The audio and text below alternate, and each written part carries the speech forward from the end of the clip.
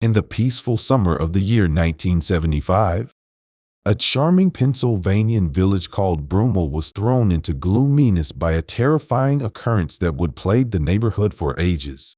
On August 15, 1975, amidst the everyday routine, Gretchen Harrington, an innocent 8-year-old girl, inexplicably disappeared on her way to a Bible school program.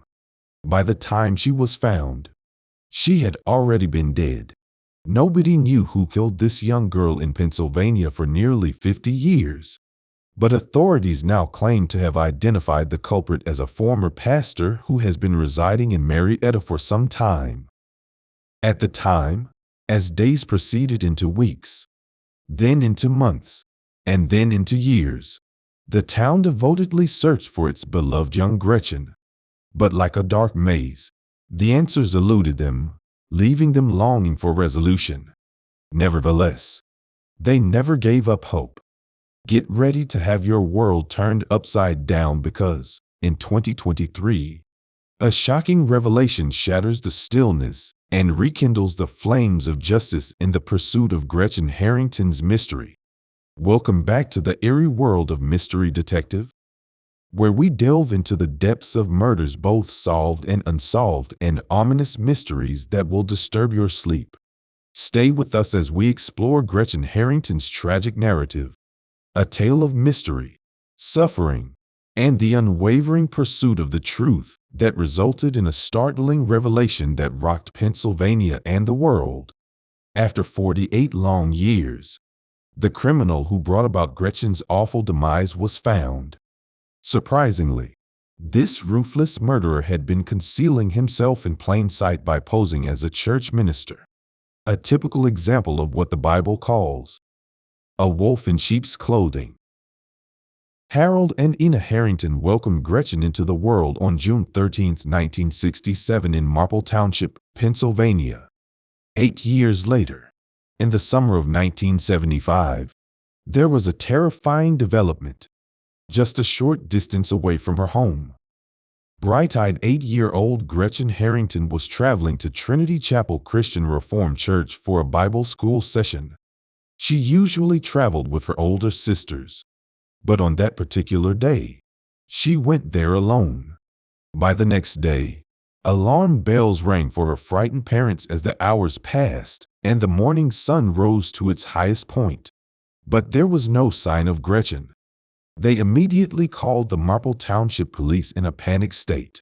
The police then commenced a desperate search for their young daughter.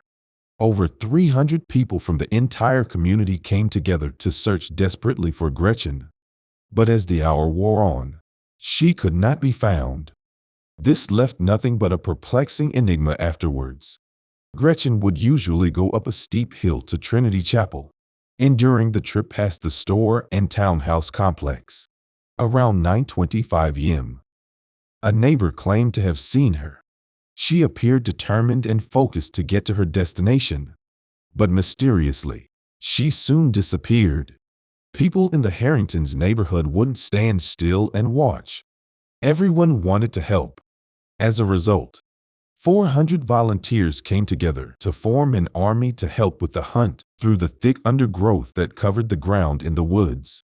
They searched every square inch in the vicinity of the grocery store and housing developments in the hopes of finding some clues before dusk. Gretchen eluded them despite the fact that they traversed more than 5 square miles of hazardous terrain.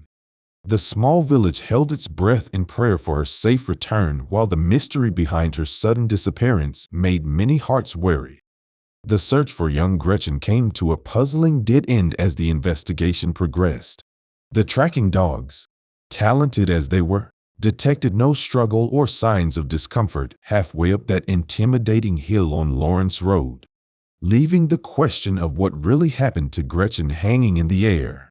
At that same moment, it appeared as though 8-year-old Gretchen had disappeared into thin air, leaving the police with a troubling judgment. They were of the opinion that Gretchen must have been driven away in a car. During these trying times, the neighborhood supported Gretchen's parents wholeheartedly. The Reformed Presbyterian Covenant Church minister, Harold Harrington, and his wife, Harrington, raised their 4 daughters with care and tenderness. Although their Sundays had a hint of strictness, TV and outdoor play were forbidden on the holy day. Their family was united and harbored no known enemies. The entire community was adamant about finding out the truth because they wanted beloved Gretchen to be brought back to her home safely without any harm. The charm and warmth Gretchen Harrington exuded toward those she loved were as warm as the summer sun. Was she wary of strangers? Yes, but she was a vibrant spark of vitality in her school, especially when she finds herself among her group of friends. Her companionship brought comfort to classmates and neighbors who attended neighboring schools as well. She was an outstanding sportsman. She dominated the kickball court and the baseball diamond with her powerful home runs. Gretchen never knew her perception of life was going to change. 8 days before she disappeared, a new baby sister was birthed in their home. And Gretchen, who had been jokingly teasing about leaving if she got another sister, couldn't help but succumb to love's charm when she laid eyes on her baby sister. The community's ardent quest for Gretchen was now fueled by recollections of her brilliant smile and free-spirited spirit as they banded together to find their beloved Gretchen. Everyone clung to the hope that she would be returned to her devoted family, where her sisters awaited her arrival and craved for more baseball games to be won. Harold and Enna firmly believed that their daughter, Gretchen, would never willingly get into another person's car. As the probe spread widely through the area, detectives knocked on doors, distributed leaflets with Gretchen's photo on them, and set up a 24-hour tip-line. Over 200 calls flooded the hotline in those early days, and the diligent investigators followed every possible lead. Despite their diligence, however, the trail proved elusive, and none of the information presented gave a clear route to Gretchen's whereabouts. The small community in Gretchen's absence yearned for the day when her laughter would once more reverberate through their streets. The search for Gretchen felt like a desperate voyage through a maze with no exits. As the days stretched into 2 protracted weeks, detectives were forced to face a terrible truth. Despite their initial optimism that she might have been kidnapped for ransom, foul play was suddenly the menacing shadow they couldn't overlook. In an effort to find a lead that would help solve the case, they dispersed their efforts far and wide, covering Pennsylvania, Delaware, and New Jersey with missing person flyers. Tips and possible lead flooded the hotline. A glimmer of hope was won by each, but none could be verified. The cloud of mystery appeared to be broken by one lead. On the day Gretchen vanished, a truck driver who was traveling along Lawrence Road came forward to describe a scenario that matched Gretchen's description. He was able to clearly recall a green pickup truck that was parked halfway up the hill, heading towards Trinity Chapel. He claimed to have seen a young girl who possibly looked like Gretchen, sitting inside the truck beside an unidentified man, who happened to be the driver. The truck looked worn out, dated, and even without its tailgate, thus important details remained hidden. As the search continued, the community prayed that this tip might ultimately reveal Gretchen's whereabouts and provide consolation to her distraught family. As the coming weeks dragged on menacingly, some mystery reports began to surface from the shadows. According to a woman's statement, a man was seen on Lawrence Road, guiding a young child into a white compact automobile. Another witness, meanwhile, remembered seeing a white male, possibly a teenager, and a young child running in the direction of a white 4-door automobile. The puzzle pieces appeared to taunt the detectives, but since none of the cars or their drivers could be recognized, the real story remained a secret. If any of these incidents had anything to do with Gretchen's disappearance, it was still unknown. The once clogged hotline had grown eerily calm by the end of September, and the case had started to lose its passion. The detectives painstakingly sought for prospective persons of interest, but were unable to come to any conclusive conclusions. The investigators worked hard to identify prospective persons of interest, but they had trouble conclusively linking any of them to Gretchen's disappearance. As promising leads dwindled and the terrifying truth became clear, the investigators' frustration increased. Since they didn't know what had happened, they were left to imagine whatever they wanted. In a last-ditch effort to solve the mystery, one detective turned to a psychic in an effort to find comfort in the paranormal. The psychic's disturbing declaration rumbled through the space like a chilling breeze when she mentioned that Gretchen was already dead. However, it was still unclear where her body was. The town held onto the dwindling glimmer of hope, praying that they would find Gretchen and bring her home. The town was distraught and yearned for answers. But as the weeks and months passed, the mystery grew more complex, leaving everyone to wonder what actually happened to Gretchen Harrington on the gloomy day of October 14, 1975. Tragically, as fate had it, the search for Gretchen came to an end. A Philadelphia Naval Yard seaman was stopped in his tracks by an unbelievable discovery while jogging through Delaware County's Ridley Creek State Park. Hidden in the park's shadows are human remains. Despite the body's advanced state of decomposition, investigators were possessed by a terrifying certainty. They had a gut feeling they had located Gretchen. The clothing that was discovered there provided a chilling confirmation, and the grim identification was completed by dental records. The town, overcome with grief, lamented the passing of their once lively young girl, whose spirit now seemed to reverberate through the trees of the very park where she was laid to rest. The mystery surrounding Gretchen's tragic death persisted, leaving everyone with unanswered questions and a hole in their hearts. As the neighborhood struggled to cope with their loss, they vowed to honor Gretchen's memory by cherishing the joy she had offered in her short life, and the effect she had on every person she came into contact with. She may be gone too soon, but her memories would stay in their hearts forever. As the town was desperate for the hunt of Gretchen's killer, state troopers diligently searched the park grounds with metal detectors in the hopes of finding some scrap of information that would bring the case to a conclusion. Detectives organized numerous interviews by examining the lives of local sexual offenders, but the trail was frustratingly elusive. They had strong suspicions about a specific person, but they were unable to prove it, so they were able to keep the suspect's identity a secret. This convicted sex offender, who was eventually detained on unrelated charges, emerged as a person of interest in Gretchen's case. But the investigative team had some reservations about this supposition. However, the tenacious search for additional leads went on. The community of Broomall yearned for justice and resolution as the once thriving tips slowly fizzled away and the case went cold. In November 1983, just as it seemed that time had forgotten Gretchen's tragedy, her case came to life once more.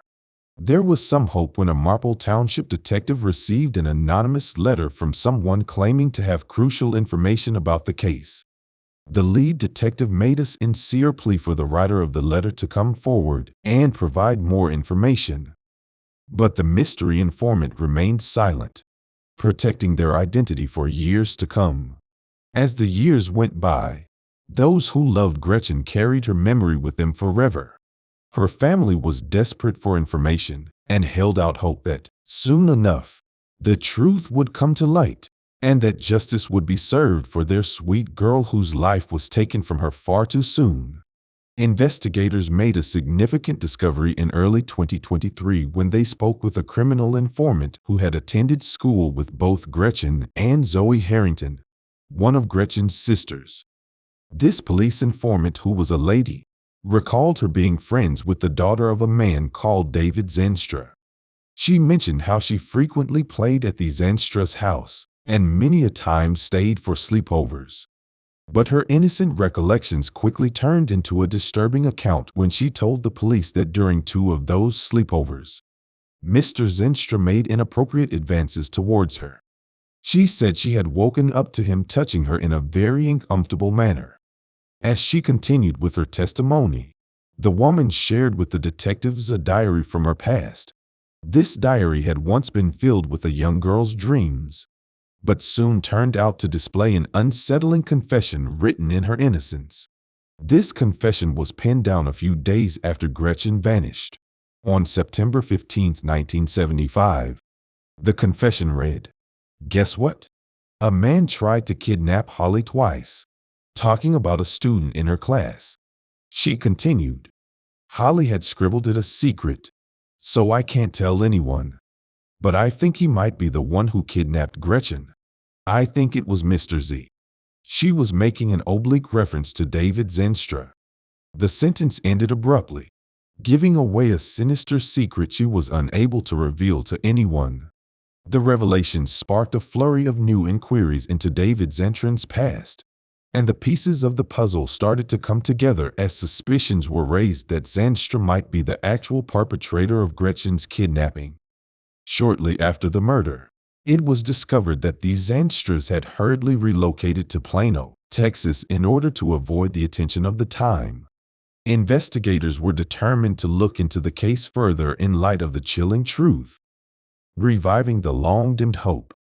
Justice for Gretchen appeared to be on the horizon, but only time would tell if the long-buried secrets would come to light, and Gretchen's family would finally receive the closure they had long sought.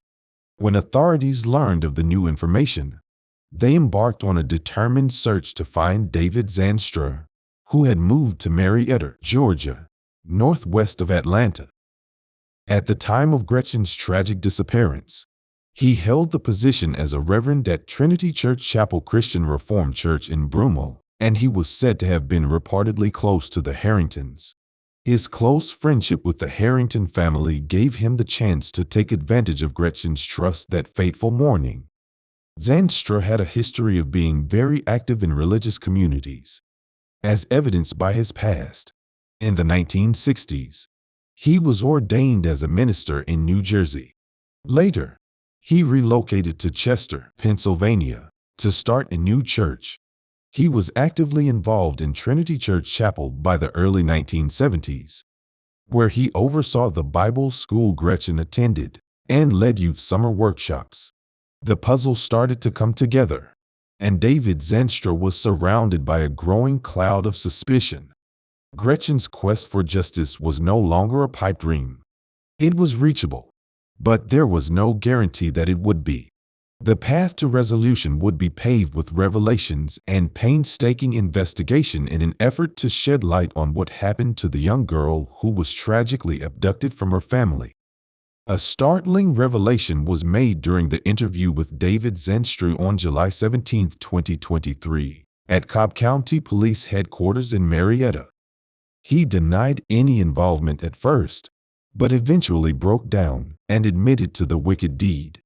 David Zandstra acknowledged seeing Gretchen heading towards the church that fateful morning.